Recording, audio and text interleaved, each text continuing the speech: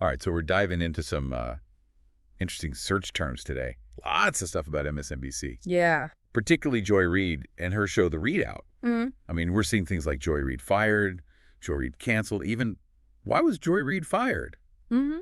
Which is interesting. Right. As of today, February 27th, 2025, there's no evidence that she's been fired or that her show's been canceled. Not at all. So what do you think is driving all this online chatter? Well, it's really interesting to see these searches kind of popping up now because it's not just about Joy Reid in isolation. There are all these searches about MSNBC in general, like MSNBC shakeup, MSNBC changes, even network changes at MSNBC. Sorry, there's some pretty big changes at MSNBC that we can point to. Yeah. Right? I mean, Rachel Maddow leaving her daily show. Huge. Alex Wagner taking over. Yep. Jen Psaki joining the network. Yeah. It's a lot of change. Definitely signals some kind of transition happening. Yeah, and all these changes make you wonder, how does Joy Reid fit into all of this? Exactly. And I think that's what a lot of these searches are getting at.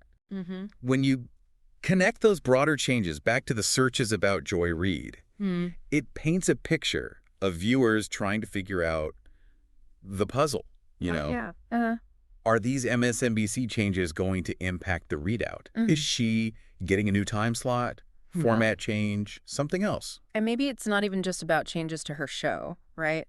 You also pulled some searches for other MSNBC figures like Jonathan Capehart, Oh, yeah. Katie Fang. Right. Do you think maybe viewers are already kind of thinking about who might fill a primetime slot if, hypothetically speaking, Oh, absolutely. there were changes coming to the readout? I think that's a really valid interpretation, especially when you consider the high-profile names that are coming into MSNBC and the ones that are already there. You know, we can't forget about those folks. That's true. And then there's this really interesting search term that you found, semaphore. Oh, yeah. That one kind of stands out. It does, because Semaphore is a relatively new media company, so... They may have published something recently about MSNBC or Joy Reid specifically that's driving some of this speculation. I'd be curious to see what they've reported. Yeah, I think our listeners should definitely check that out if they're interested. Definitely. It's also interesting we see some searches for Eamon Mohiuddin, Michael Steele, Simone Sanders Townsend. Oh, yeah. All current MSNBC personalities. What do you make of that? Well, I think it could indicate that viewers are trying to understand where Joy Reid fits within MSNBC's lineup. Okay. They're searching for context, maybe even comparing her to other hosts. It's almost like viewers are trying to see where MSNBC is heading ideologically with all these changes. Right.